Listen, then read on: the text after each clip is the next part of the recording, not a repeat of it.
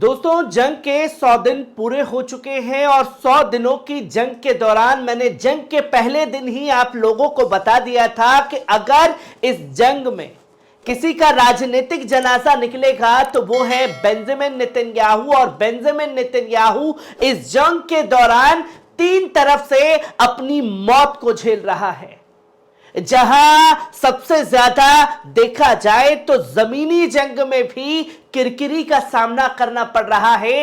Israeli सैनिकों की मौत का आंकड़ा लगातार बढ़ रहा है, तो वहीं दूसरी तरफ जो मौत का सामना कर रहा है वो है इंटरनेशनल कोर्ट, जहां भारी फजीहत आर्ग्यूमेंट के दौरान झेलनी पड़ी है। तो वहीं तीसरी तरफ है उसकी खुद की आवाम, जो सड़कों पर निकल करके बेंजामिन नेतन्याहू के खिलाफ बिगुल फूंक रही है।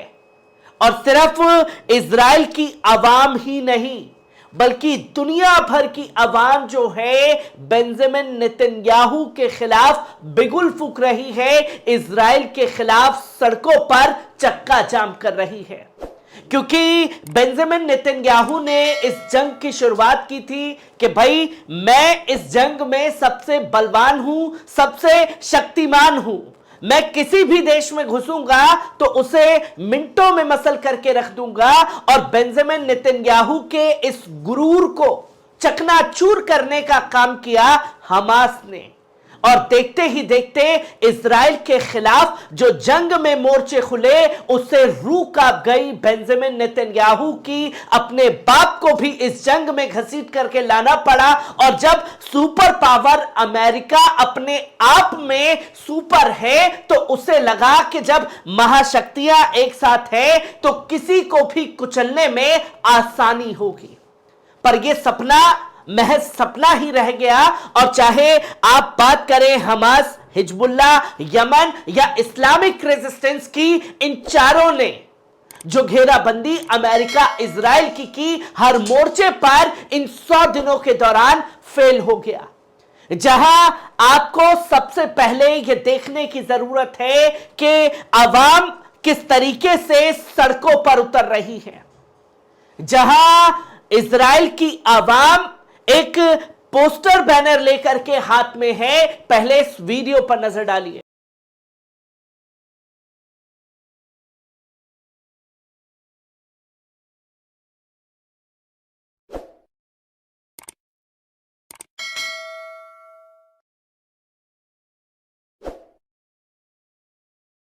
हमारे लोग हैं, उनके लिए दुनिया जो है खामोश बैठी है। पर दुनिया जो है नरसंहार जो फिलिस्तीन के अंदर हो रहा है उसके ऊपर बोल रही है, पर हमारे लोगों को बंधक बनाया गया है उसके ऊपर नहीं बोल रही। क्योंकि जंग की शुरुआत जो है यही कहकर के हुई कि हम अपने तमाम बंधकों को रिहा करके ले आएंगे। इजराइल की फोर्स, अमेरिका की फोर्स, ब्रिटेन की फोर्स, दुनिया जहान की फोर्स गाजा के अंदर घुसती है और फिर भी धरी की धरी रह जाती है। तो वही जब पूरी तरीके से नाकाम साबित हुए हैं, 100 दिन में भी बिना हमास की शर्तों के अपने बंधकों को रिहा नहीं करा पाए हैं, तो कैसे आवाम ने 100वें दिन चक्का जाम किया है, मेन इजराइल के हाईवे को बंद कर दिया। पहले इस वीडियो पर नजर डालिए।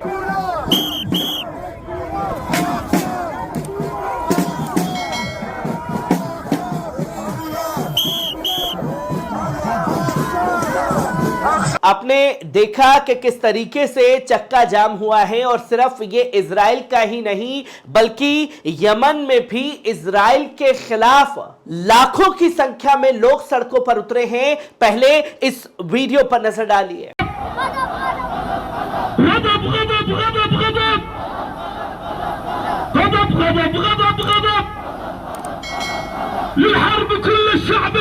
बल्कि अमेरिका की आवाम भी अमेरिका के राष्ट्रपति जो बाइडेन के खिलाफ है और व्हाइट हाउस के सामने खड़े होकर के प्रदर्शन कर रही है। पहले इस वीडियो पर नजर डालिए। So Joe Biden, when you attack Yemen, it's not a fight against terrorism, it's a fight to defend the genocidal actions of the reactionary, racist, fascist regime. दुनिया भर की आवाम इजराइल के प्रधानमंत्री बेंजामिन नेतन्याहू के खिलाफ खड़ी है और उसकी वजह है ये, जहां आप देखेंगे कि यमन के प्रोटेस्ट में एक झंडा चर्चा का केंद्र बना रहा, जहां आप देखें कि जिसमें हिजबुल्लाह भी शामिल है, इस्लामिक रेजिस्टेंस के झंडे भी शामिल हैं, ईरान भी शामिल है, यमन भी शामिल है, फिलिस्तीन भी शामिल है और लेबनान का झंडा भी इसमें शामिल है, जो कि पूरी तरीके से यह बताता है कि इस पर मोर्चे पर फेल हुआ है इजराइल, और सिर्फ इजराइल के प्रधानमंत्री बेंजामिन नेतन्याहू जमीनी जंग में ही मौत का सामना नहीं कर रहे,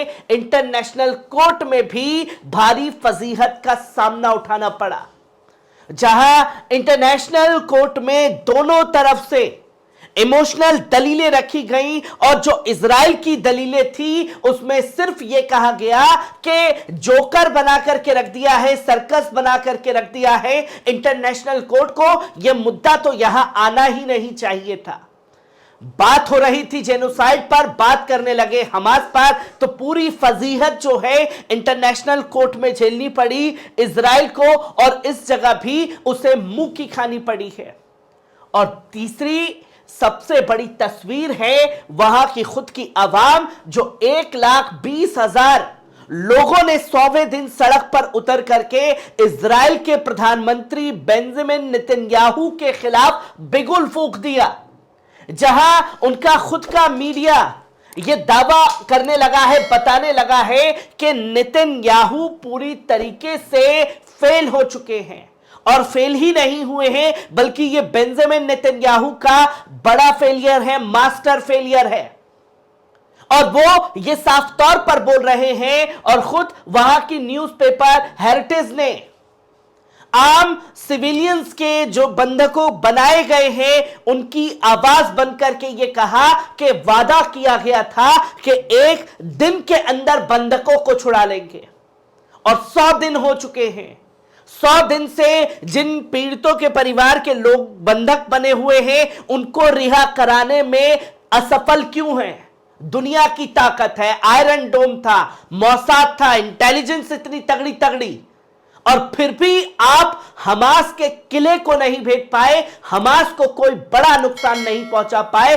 आपने सिर्फ गाजा के अंदर नरसंहार किया है और इस नरसंहार को खुल करके छापने लगा है इजराइल का मीडिया, जो कि 100 दिनों के अंदर, जैसा कहा था पहले दिन मैंने कि राजनीतिक जनाजा निकलेगा, और उस राजनीतिक जनाजे की तस्वीरें आपके सामने हैं।